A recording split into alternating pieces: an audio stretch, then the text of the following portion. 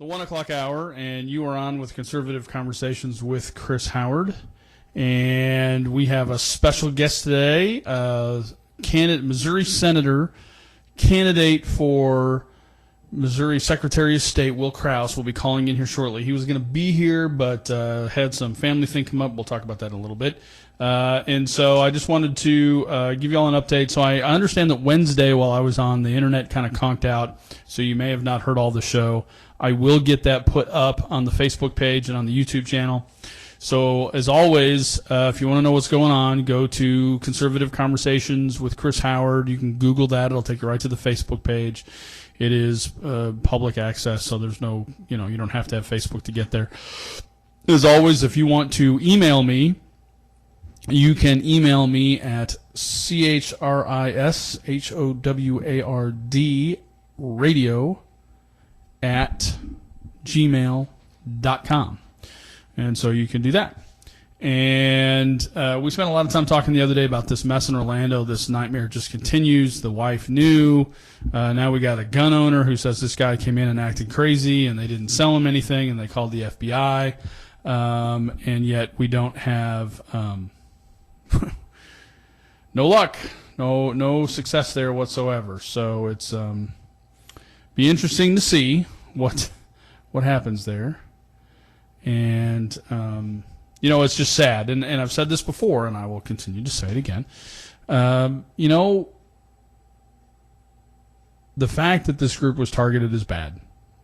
Not going to say anything different. But we're making an awful lot out of the fact that this was a group that was targeted. And at the end of the day, this was a group of Americans who were targeted.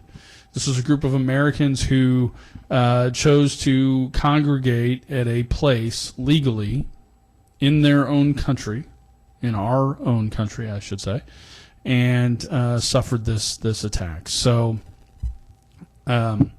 it's an attack against all of us, and it doesn't matter what their orientation is. It doesn't matter what their political affiliation is. If you attack an American citizen on American soil, for the purposes of political whatever, which is what this is, and therefore it's terrorism, you're wrong.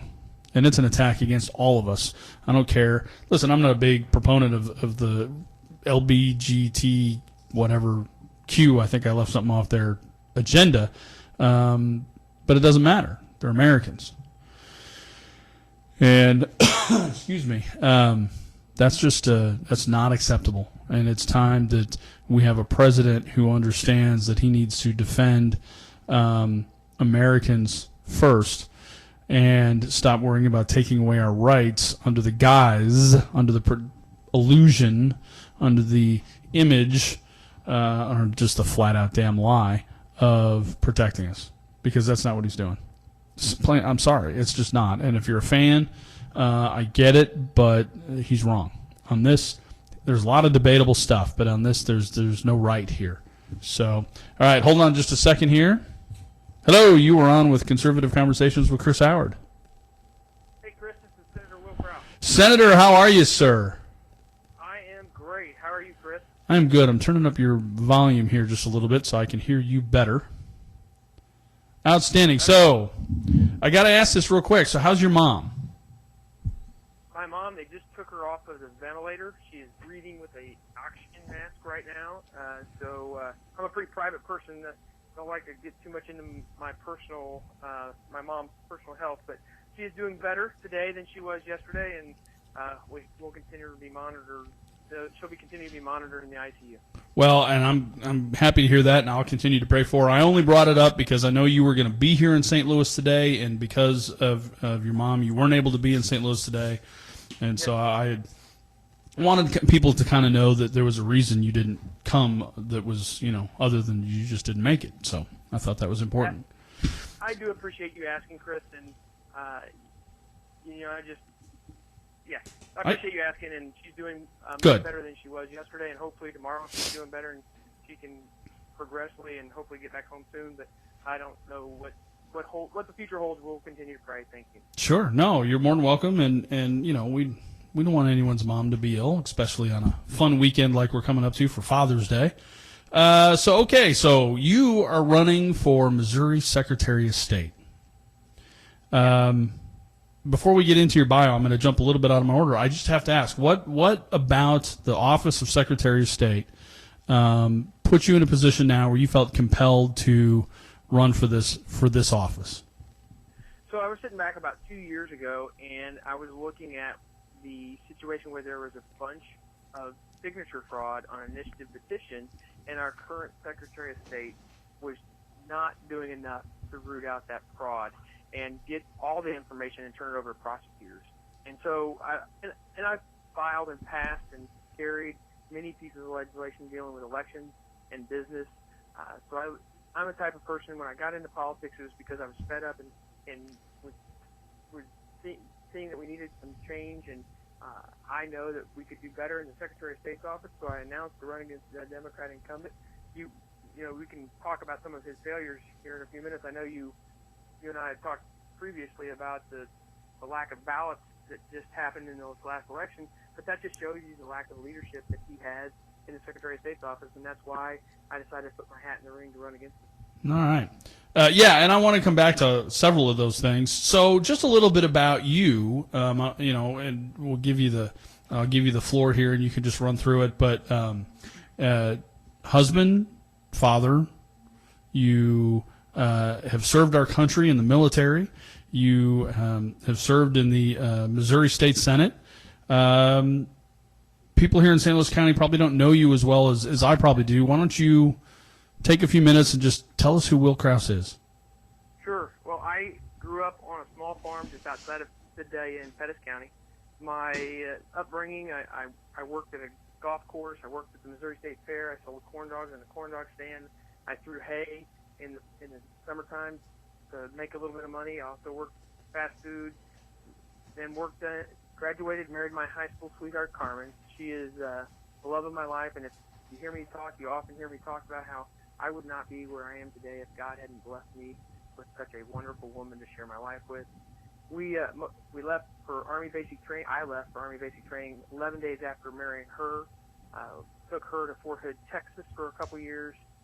We have two wonderful children, Tyler and Tanner. Most of my time in the military has been flying Chinook helicopters. I did spend a little bit of time over in Iraq, about 13 months. Flew about 340 hours over there, combat hours. My two boys, my oldest joined the military. He is a mechanic on the Chinook helicopter, very proud of his service to our country. And Tanner, my youngest, just graduated high school, and he's traveling this summer with the Sports Crusaders. The Sports Crusaders go out and do sports camps at various different areas around the state, and they plant seeds for Jesus Christ. So they do sports, but they also have devotions, and some of these children that come to these camps have never been addressed with Christ, and so Tanner is doing that. He's actually down in Clinton this week. He's going to come home and see his grandmother this weekend, and then he's heading to Jeff City, and then I know he's going to Monette and Kansas City as well. Going to be doing it all summer, 8 weeks. But after I got back from Iraq, my wife had already got my first campaign kicked off to run against the Democrat incumbent, Mike Sager. He was a liberal and really pushed gay marriage, and I saw that he didn't represent my views and values, and so I announced to run against him while I was in Iraq, and then came back and defeated him to grow the majority of the Missouri House. 6 years after that, I decided to run for the Missouri Senate, ran against the Speaker Pro Tem. He had twice as much money as we did in the bank, but we were still able to outwork him, and we were able to win that election and move to the Missouri Senate. And I look forward to talking a little bit about some of the legislation that I've been able to work on in my time in the legislature. All right, you were talking about hauling hay. So I'm a city kid. I grew up in Chicago, and when I was in college, I went to Central Methodist University, which is over in Fayette, Missouri, a little itty bitty town in Howard County, no relation to this Howard. And I'll never forget, I spent a summer there, and I lived with a bunch of guys, and we did a bunch of odd jobs to make money. And one of the things we did was haul hay, and it was the first time I'd ever done it.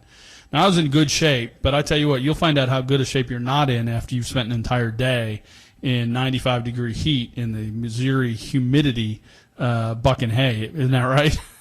I will tell you that I was recently asked, what's the worst job you ever had? And I will tell you that bucking hay is it's physical. You get disgusting with all kinds of hay all over you as you sweat. It is hard work, and I would say that, yes, anybody that does that earns their pay. Yeah, that's hard work right there. Let me tell you, that's harsh stuff. My oldest son goes out and does that on a regular basis now with one of his friends, Kyle Morrison, up here. I say regular basis. He's the type of person that is physically fit and enjoys manual labor, and he gets out there and throws those bales all over, and I'm impressed with how hard he works. Well, so I have to ask, does he get that from mom or dad?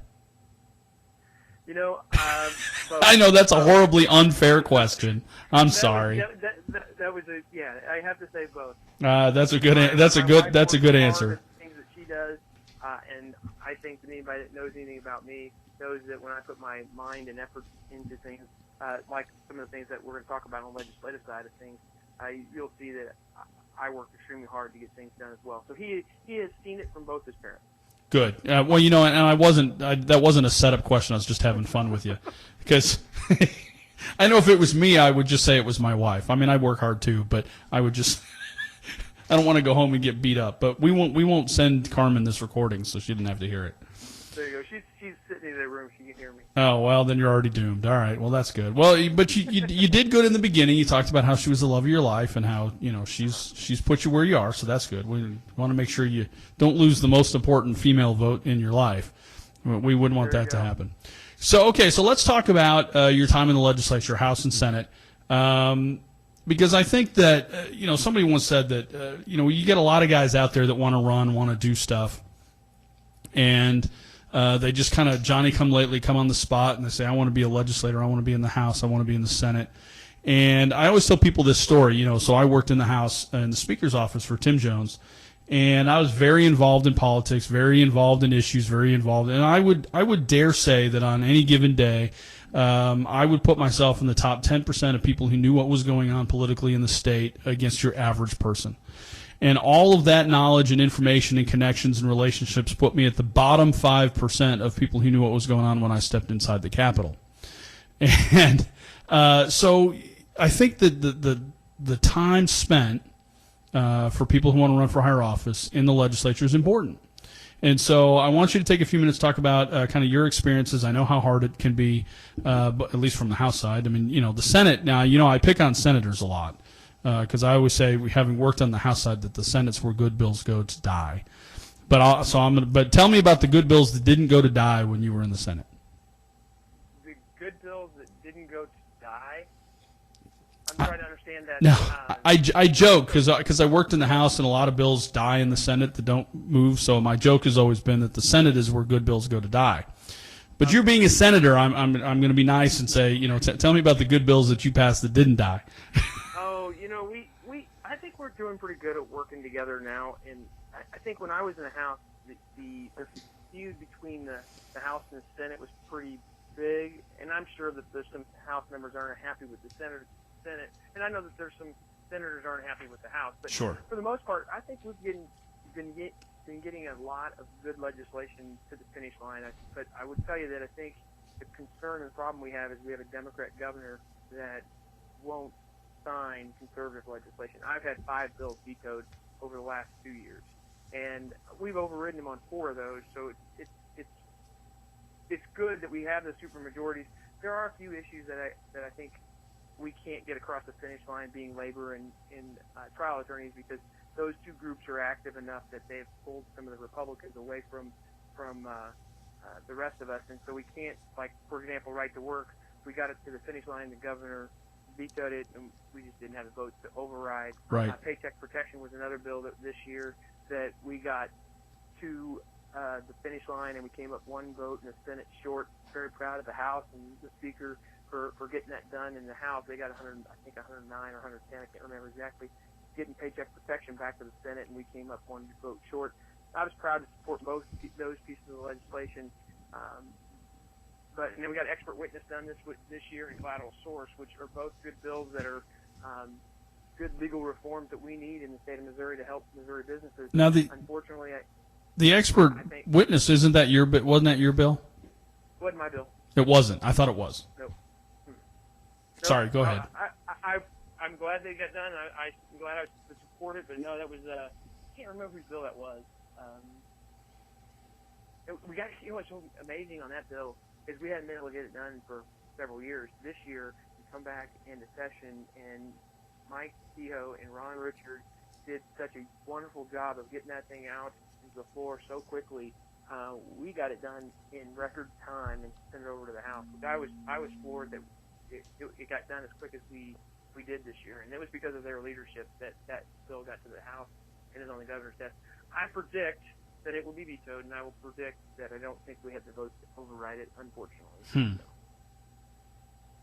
Okay. I will vote for it as soon as it does come up for override. I'm sure we'll pick. I would assume we will pick that vote in September to override, but for reasons outside of our individual control, there are a number of people. Well, maybe we will have the vote.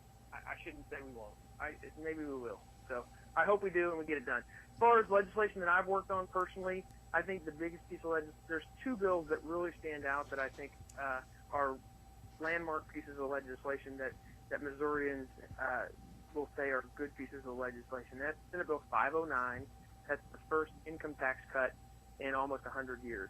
I was the primary sponsor, and Senator Schmidt was, I took his bill and my bill and rolled them together, so I was the primary sponsor and carrier, but he was also an author on that bill. But that is going to it's going to start effect next year, assuming we meet the trigger here in July, and you will see your income taxes go down from 6% to 5.5%, phased in over 5 years. It's a very responsible way to do it. I would have liked to gone down from 6 to 5. That was my initial proposal, and the other part of that bill has a small business component to it, so that if you are a small business and you have pass-through income, it is not taxed at 100%. It will be phased down and be taxed at 75% on the pass-through. We want to do something for small businesses. A lot of times what we'll do in Jefferson City is take care of big business, but not the small businesses. And so we know that the small businesses create 80% of the jobs, and so this bill is a job-creating bill and helping them keep more of their money into their businesses and able to buy more trucks or more widgets to be able to employ more people. So that bill was one of my things we got done a couple years ago, and it'll take effect next year. Now, was that bill, and maybe I'm mixing up bills, did that bill also look at adjusting how the tax brackets are set up? Because am I right in the tax brackets haven't been changed in like 80 years? Yeah, it had a cost of living increase for tax brackets. Right. And I know Paul Kurtman had worked on that and wanted that in that bill, and we were one. We also had a situation where we increased the deduction for low income.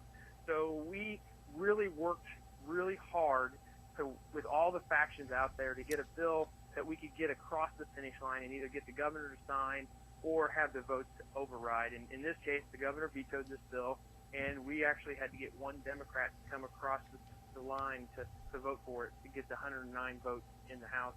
And then, obviously we had the votes in the Senate to get it done. But so we had a low income threshold. We increased the deduction for them. We had the CPI, which also helps the low income, because as you move the tax brackets up, the people at the lower end of the bracket will be moved to a lower bracket. Right. Which means they will pay less taxes. So there's two components in there that really took care of the poorest of Missourians. And then obviously taking the top bracket down will help every Missourian that pays income tax. Yeah, and that was a historic moment. I was actually working in the House at the time that passed. I was there when we overrode the governor, and that was a fun moment, I will tell you. So, what was the second bill? Second bill would be voter ID. It's something we've been working on for 10 years. I know that there's some misconfusion out there. Some people are telling people the Senate has never voted on it. That's not true. We, the General Assembly, when I was in the House, passed a bill in, I think, 2006, and then the courts threw that bill out saying it was unconstitutional. That was the statutory change. Right. And then 2011, Bill Stouffer led the effort in the Senate and had a bill that passed and it would do two things. There was two things. We had to change the Constitution because of the earlier court ruling, and then a statutory change. Right. Well, the Constitution change had a title that was added that said Voter Protection Act, and that title is why the courts threw that provision out, and so that the voters never got a chance to vote on that constitutional change.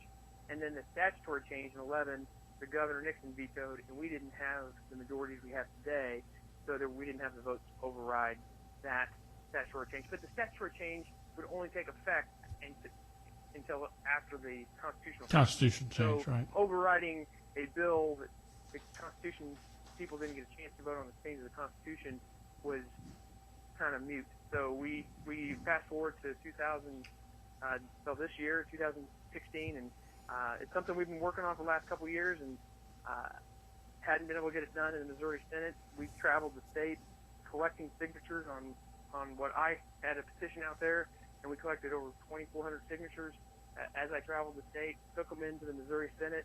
When I testified, had those signatures right there and said, hey, at that time it was probably over 2,000.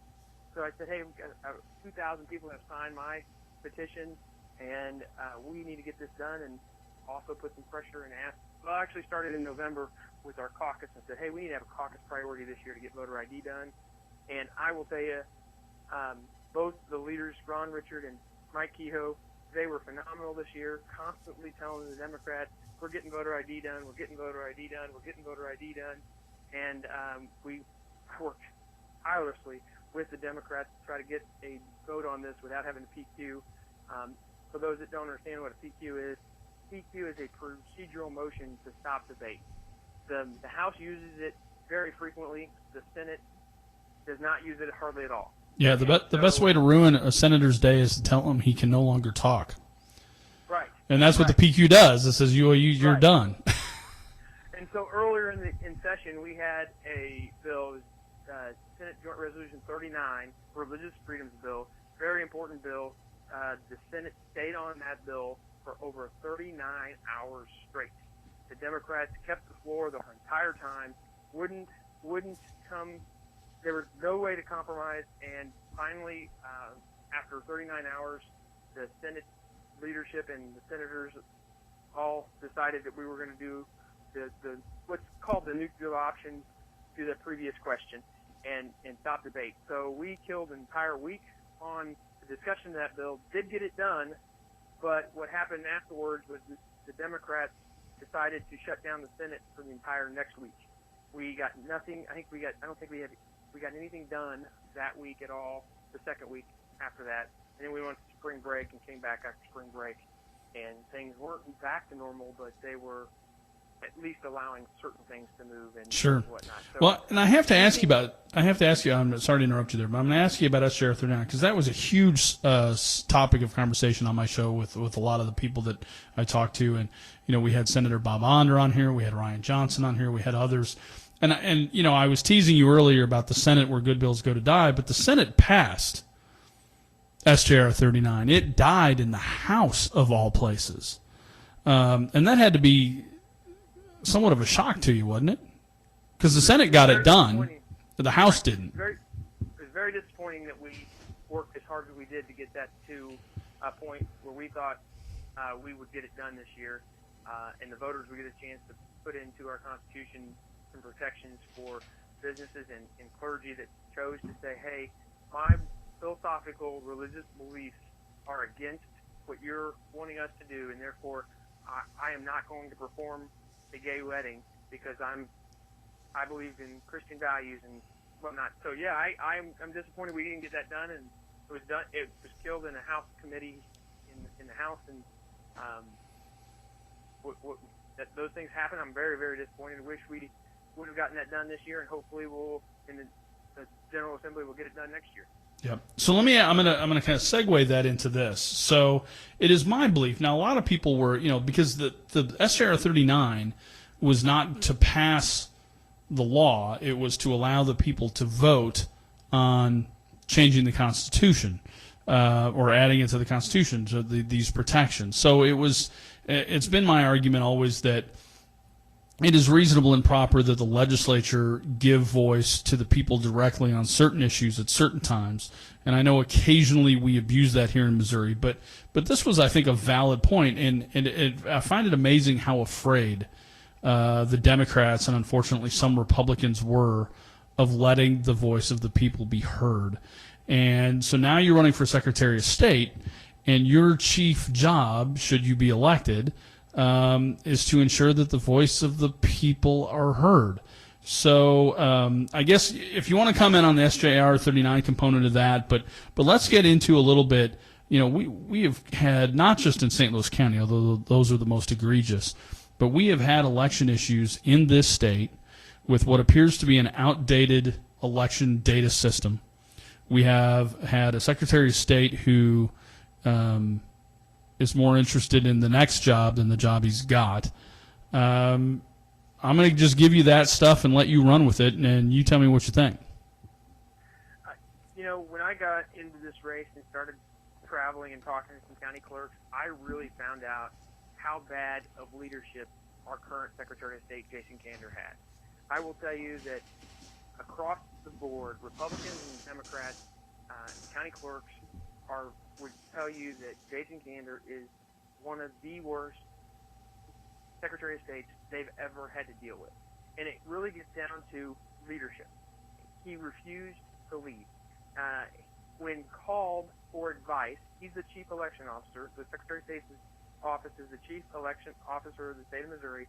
When called for advice on statutory matters, the local election authorities would be told, we're not legal counsel, talk to your legal counsel. Well, if you know anything about Missouri's counties, you have some very small counties, and you have counties that have part-time prosecutors.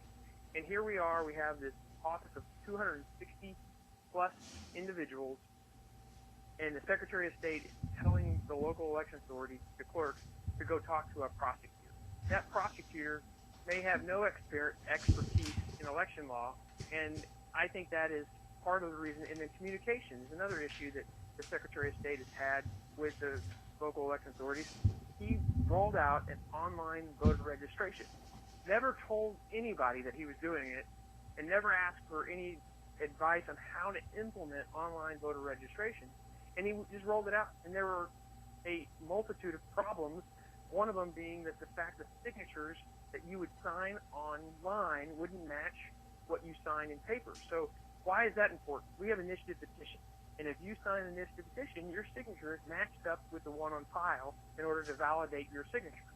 And if your signature online signature is different than the handwritten signature, you could see how a lot of those initiative petitions wouldn't get the proper number of signatures. So those are things that if you would have worked with the local election authority could have been overcome. So those are obviously things that I've learned by talking to the local election authorities.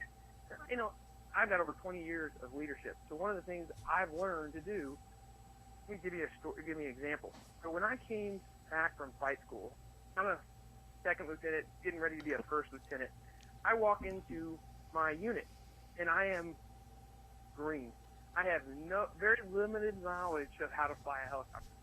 But yet, as a lieutenant, I'm put in charge. Okay, I'm the guy that you go to plan a mission, and I'm the one that's on the mission who's going to make decisions. But I am walking into a bunch of senior warrant officers. Warrant officers are technical experts, and many of them have been flying for many years and some of them have 10,000 hours. And here I have, a couple hundred hours, and I'm going to be put in charge of these individuals. I kind of look at that as the same thing as what's going on in the Secretary of State's office. When I walk in on day one in the Secretary of State's office, I'm going to have limited knowledge of election laws and other things, but because of my experience working in the military, I understand that I need to go to the experts. The warrant officers are the experts in the Secretary of State's office. The local election authorities are the experts. And before I go implement online voter registration, why not work with them to make sure it's going to be implemented properly? And that's just an example of why I think my leadership through the military has prepared me to be the next Secretary of State. Well, and that gives you an example of what I'm going to do as the next Secretary of State in working with the local election board. Yeah, and you bring up an excellent point, Will, and It's funny as you mentioned that. I remember I'd gone into I'd worked for Walmart, and I was in charge of supervising the opening of new stores. And they said, "Well, listen, we're not opening a lot of new stores right now. We want you to go work in a store." Well, I'd never managed in a retail environment like that before. I had no idea what I was doing. And I'll never forget, I got this great advice from a guy who'd been around for decades. And I was getting ready to relocate to this new store, and I said, "What do I do?" He said, "Well, Chris," he said, "the smartest thing you can do is get all the department managers underneath you and have them walk you through their departments and let them tell you all the things they think need to be done. And then you'll learn from them, and then you just write that down and give it back to them." But the essential point there wasn't to write it down and give it back to them because I had no idea what I was doing. It was to let them tell me what needed to be done because they were doing it every day, and they already knew. And if they were being honest with themselves, they would tell me. And I would learn from them. And just like you said, listen, the worst thing you can do is walk in and act like you know it all. Right. Because they'll shoot holes in that real quick. We had this conversation when you were on the show when we talked about the specific election nightmare here in St. Louis County. And, we talked about, listen, life, anything that's complex in life, whether it's managing a retail store, doing whatever, or as we talked about with your experience, listen, I know lots of pilots, and not one of them gets in an airplane without a checklist. Mm-hmm. Ever, or a helicopter without a checklist. They run through certain things to make sure that when they're up in the air, they don't come falling down.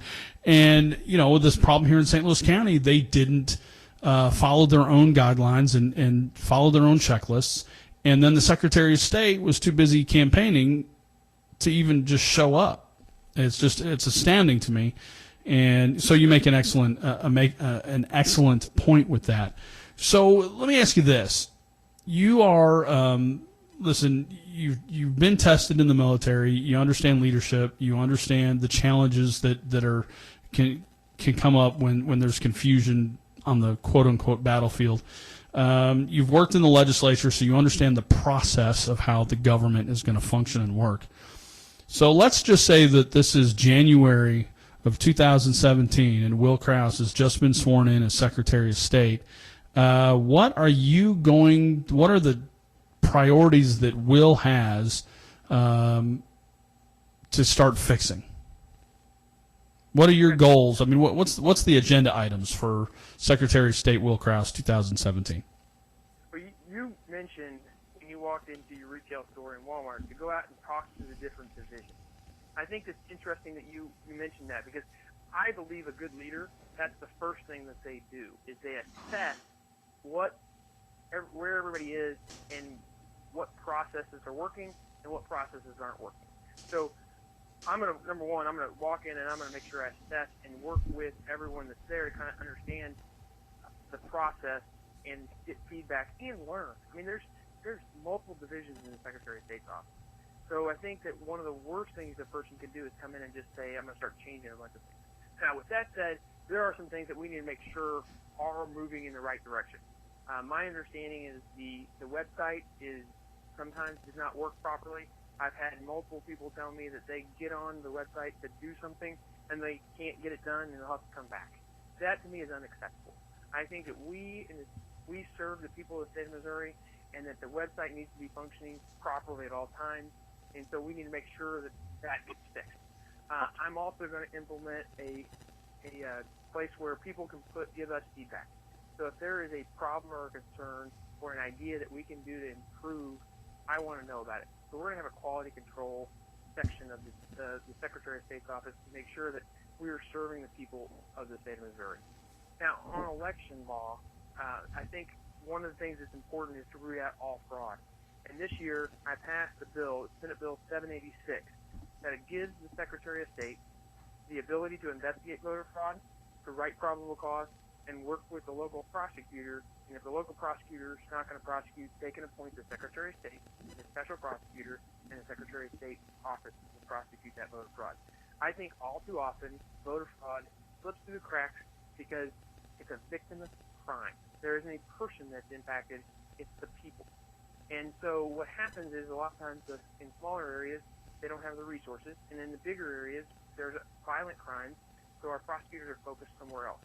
So I'm going to make sure there's a process in place that we don't allow any voter fraud to go unprosecuted if we have the facts that warrant prosecution. Sure. So those are some of the things that I'm going to implement right away. There's a situation right now in Kinloch, Missouri that happened April of 2015. Where is that in the prosecution realm? Why has somebody not been brought up on charges? My understanding is 27 people voted from vacant apartments owned by the city. But my understanding that information has been turned over to the prosecutor, but no prosecution. So those are the things that I'm going to be looking into on January of 2017 to start to say, okay, where is this in the process? Why is our current Secretary of State not doing something for one thing? And then when I'm there, I'm going to make sure we go make sure and determine if there's not information, then that needs to be assessed and say we don't have enough information, we can't find these individuals to prosecute them, but we need to do more than we currently are. Sure. Let me ask you this, because the Secretary of State's office, I mean, I know you know this, but I'm just reminding people for the listens, it is the chief election officer in the state, but the Secretary of State's office does a lot of other things. And is responsible for a lot of other things. And so I'm curious, as you've traveled around the state, I know you've been on a lot of different places, and you've talked to people. Have you heard from people about, concerns in terms of the Secretary of State's role in helping businesses, or in terms of the record keeping, or any of those other kind of things that maybe some people aren't fully aware of that the Secretary of State does? What are you hearing out there from average people about, aside from just elections? Well, I would say what my first comments dealing with the website are things that I've heard as I travel, in particular those that actually file paperwork for organizing businesses. That's a concern where the website's not working properly. I am a small business owner. One of the things that I'm going to be also looking at is how we can streamline the process, and if there's duplicate paperwork, if we can eliminate the duplicate paperwork. As a small business owner, when I get something else from the government, I'm having to fill out more paperwork. It just takes you away from doing the things that you need to do to make your business productive. Right. And so we're going to be looking at those things and how we can streamline processes and maybe even extend time frames, reduce fees, and in order to make the business side more work more for the people and not so much against the people. Sure. Well, it's just the bureaucratic. I mean, even when you walk in there, I mean, I've gone in there to do stuff not political related, and it's kind of, it's, I mean, even just walking in the building, you're like, okay, where do I go? What do I do? And they try to be helpful, but, they stumble over their own bureaucracy sometimes, I think. So that's, Yes.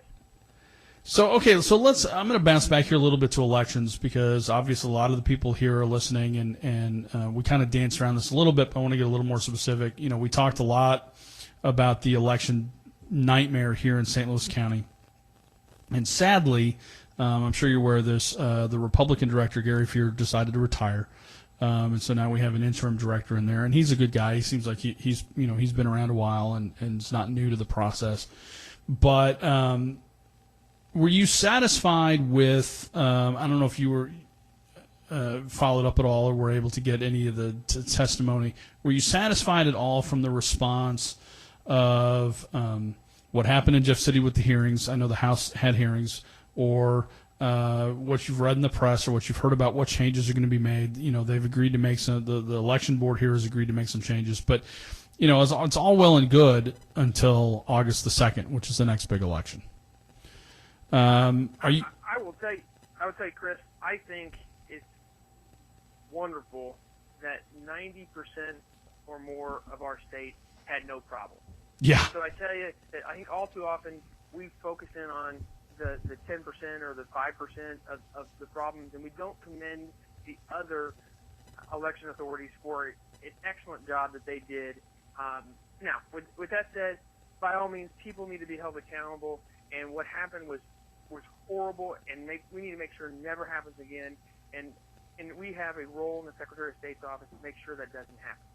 And I think that the checklist, we talked about checklists earlier, and the problem is the people that were doing the checklist there in St. Louis County, they checked it off, but they did it, but they really didn't double check. So I will tell you that I believe that this will never happen again, because I think that there are a number of election authorities out there that are so concerned that they'll double and triple and quadruple check to make sure that the right number of ballots are being ordered. And the problem with the municipal election is there's so many different ballot types. When you start looking at fire and water and school and city council districts that all aren't, they're all different. And so you might have a situation where you've got a precinct that votes for a fire district but doesn't vote for a water district, and that can be confusing. And you know from being, there's like 90 municipalities in St. Louis, so it gets confusing, but it shouldn't be an excuse for not getting it right.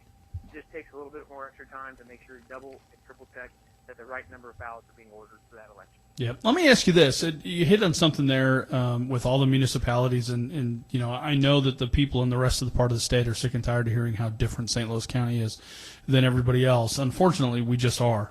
But let me ask you this question. This is kind of a hotbed, generic-ish question. And here in the people in St. Louis City and St. Louis County, it's a raging debate. What are your thoughts, if you have any, and if you don't, I'm not going to make you answer it, but what are your thoughts on the whole city-county merger debate in St. Louis County, St. Louis City, if you have any? And don't feel like you have to. Yeah, I'm probably not knowledgeable enough to comment. I will tell you, as hopefully the next Secretary of State, I will do whatever the local election authorities and local people want on their elections when it comes to those kind of things. I think I'm going to stay out of the local discussion on the merger. That's probably wise. But I only asked because it comes up a lot here. I probably won't be the first person to ask you that, but it just comes up a lot. So that's the reason I asked. I didn't mean to put you on the spot, which is, as soon as I said it, I was like, well, I'm going to give them an out because I don't want you to feel like I'm. It's a divisive issue here. I mean, there's lots of people, irrespective of political party, that are either for it or against it. I know as many Democrats are against it as Republicans, and I know as many Republicans are for it as are Democrats. So it's kind of crazy deal. So let me ask you this. I'm kind of getting off the mark here a little bit, but, you know, the Republican Party, we've had a hard time in this state winning statewide elections. Yes, We have had a hard time, and it has been my personal contention, I'm speaking for me, that part of the reason that we have had that problem is because we have, the political consultants have said, well, you know, you can't win St. Louis City, so don't go there. You can't win parts of St. Louis County, don't go there. But in the process of doing that, instead of kind of taking the chance and walking into the belly of the beast, so to speak, we have forfeited, we have abdicated, we have left on the table, if you will, votes of people, especially, and I'm up here in North St. Louis County doing this, so I'm up here in Ferguson and Delwood. We have left a lot of people that are minorities who should be voting for Republicans, and it's in their best interests, and yet the Democrats, you know, have kind of left them table scraps. We haven't really done anything. So let me ask you this, and I realize that we're talking about Secretary of State and it's a official government, but you know as well as I do that if you're a statewide elected official, you have a role to play in how the party functions. And if you are the winner in the primary in August, then you will be working with the party and the other general election nominees, and we're gonna have to work and reach these people and tell them who we are and what we believe. Now I've kind of set all that up for you, but and I'm asking this safely because I know that we've talked about it before, and I know that over in Kansas City you've worked in the minority community. But what are you going to help do to return the Republican Party back to its foundation? And that is the inclusion and the advancement of minorities within the party and within the political structure and the economy and all the rest of it that goes with it. So that's a great question. And just so your listeners know, I was elected in a Democrat House district. I beat a Democrat incumbent. And you do that by working with and getting out and asking and talking to the voters in the district. And what I mean by that is they're going, a lot of times you walk up to a person that's a Democrat and they're just, I'm Democrat, but you've got to find a way to connect with that individual. And for example, many of the Democrats are solid Christians that believe in traditional family values, there's a way you can open the door and talk about that. A lot of them are tired of being taxed to death, and so you can talk about how we're the party of lowering taxes and how we want to get the economy growing so we can have more jobs. I think a lot of times they've been misled to believe that Republicans are for big business and are bad, and we just need to educate them and work with them, and it takes time and energy, but you have to go into the communities that aren't welcoming to Republicans and be willing to sit down and talk to them about our vision of how to move this state and nation forward. And it's not by more government programs. It's by making sure that people have the education so that they can succeed, and we want them to succeed. We Right. want everyone to have the ability to better themselves and their families. And that message is, we just need to project that message. And you need candidates that have done it. And I've done it. I've been in a Democrat district. I've won tough areas in elections. So that's what I'm going to do. Is I'm going to, when this primary is over and we win on August 2nd, we're going to start turning our focus to areas that are more focused on more Democrat politics, and we're going to take that vision of how we're going to make Missouri better and great, and we're going to say, hey, what we need is more jobs.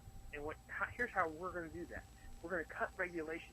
We're going to make sure that businesses have the ability to flourish, and we're going to take and change our legal form so that more businesses will come here. And guess what? They're going to bring jobs, and not just any jobs, good-paying jobs.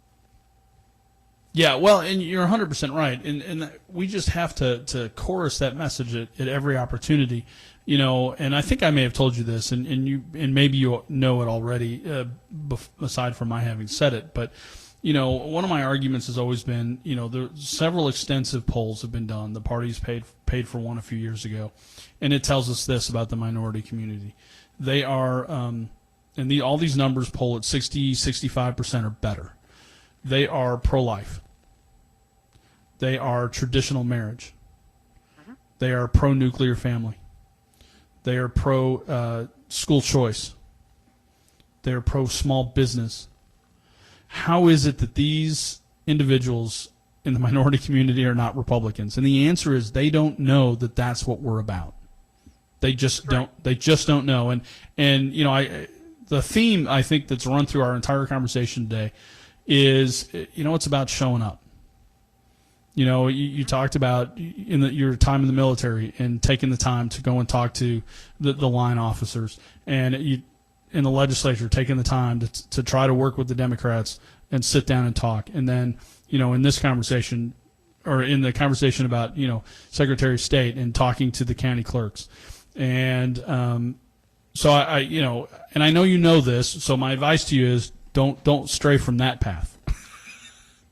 Absolutely. Well, and it hurt that my wife has been working on an inner city camp that she has done for years, and it's a church camp. And like you said, one of the things that most of the Democrats in the inner city, they're good, solid, traditional family value Christians.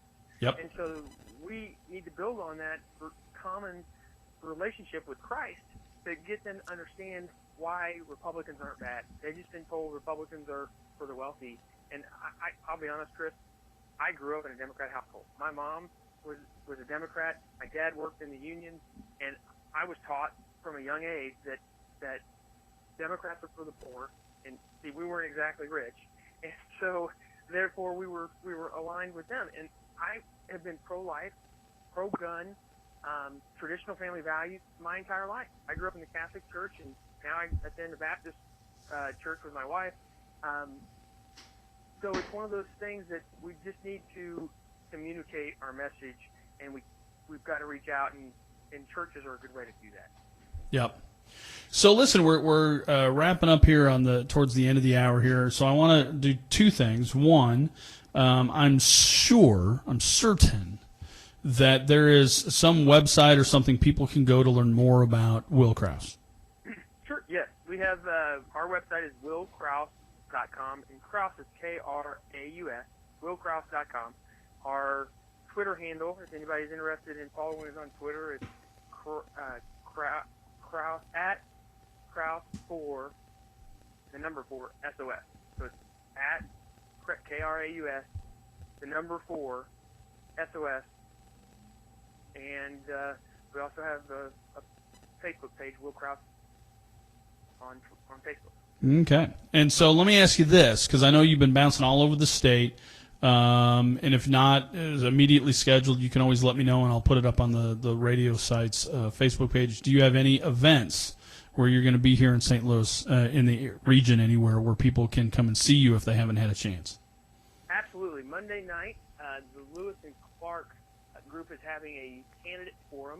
Both my opponent and I have been invited, and I'm trying to get to my calendar, but Is that the Lewis and Clark Township? yep, it's out in O'Fallon. Yeah, I'm seeing if I can pull it up here as well. I think it's in the evening at 6 to 7. Brass Rail is in O'Fallon, Missouri. I'll be there Monday night, and both candidates were invited, and I'm looking forward to the opportunity to. I think what they're going to do is they're going to give us a few minutes to address the crowd and then start doing questions. So, good opportunity to come out and ask some tough questions and see where the candidates are on the race. All right. So, and here, I'm stuttering over myself here because I was going to say something and then I changed my mind. That's my mind gets crazy sometimes. So let me ask you this real quick. We got a couple minutes left, and you talked about being pro-gun, and I'm a huge pro-gun guy. I'm like, give me an Uzi, I'm fine. Actually, I don't like Uzis; they're horribly inaccurate. But I just use that as an example. This mess in Orlando. I know it has nothing to do with that. I'm just curious what your thoughts are. This just radical, vicious attack on gun owners, as if we're somehow to blame for this crazy guy. I won't mention his name because I'm not going to give other people the idea that they're going to get famous by this. But this crazy guy, as you've been out on the campaign trail, you're pro-gun, I'm pro-gun. Have you encountered people who come up to you and say, don't you think it's time we have more gun control? I get that on social media quite a bit, and I will tell you, those areas that have the most gun control have the most gun violence. I'm a big proponent. Back up here. Number one, my heart and my prayers goes out to the families of the ones that were killed and injured in that shooting. Absolutely. That was a travesty, and that should never happen. And I know that some people are shying away from saying that because of where it happened. I don't care where it happened. These are Americans. That's and right. We should be standing up saying, hey, not on American soil are you going to hurt innocent lives. And these individuals did nothing to provoke that. Regardless of whether you agree with their lifestyle or not. Yep. So my prayers are with their families, and so with that said, though, I am still saying that this is not about gun control. This situation, if we take guns away from law-abiding citizens, who has guns? The people breaking the law. That's right. So we need to make sure that we understand that taking guns away from legal, law-abiding citizens isn't going to solve gun violence. It's only going to put the guns only in the bad guy's hands. Yep. I think that making sure that you can protect yourself and your family is important. And that's why I stand firm on my Second Amendment stand of making sure we have the right to bear arms. No, I'm with you 100%. I was just kind of curious because I get, everyone knows where I'm at on the gun issue, and I'm with you completely. And I'm with you completely on, and I've said I did a whole thing on this the other day about the Orlando. My complaint is that everyone's made this the LGTBQ, whatever the alphabet soup is for those guys, issue. And for me, it has nothing to do with that. It has everything to do with the fact that these were American citizens on American soil, freely congregating to whatever means that they wanted to that were legal. They didn't do anything to provoke this guy. They didn't go after this guy. They didn't talk about this guy or any of the things that he's talking about. And so the attack on these citizens, which is all that I need to know about them, is that they're citizens. I don't need to know all the other stuff. Is an attack on all of us. And it's just horrible to me. And the fact that the president currently and one of the nominees is just out there saying Christians are bad and guns are bad, and if we just took care of that would eliminate the problem, makes me furious. Just makes me crazy. So Before Yeah. we wrap up, Yeah. change the subject. No, go ahead. I want to make sure that I just got a big endorsement yesterday from the Cattlemen, and I appreciate the ranchers in Missouri endorsing me. And also, we've had the fortune of having over 100 current and former legislators support us.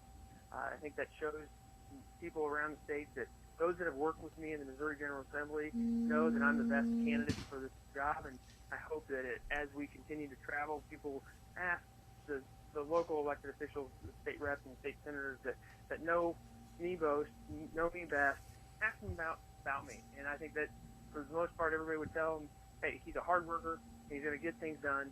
That's one of the things I would say that this race is really about.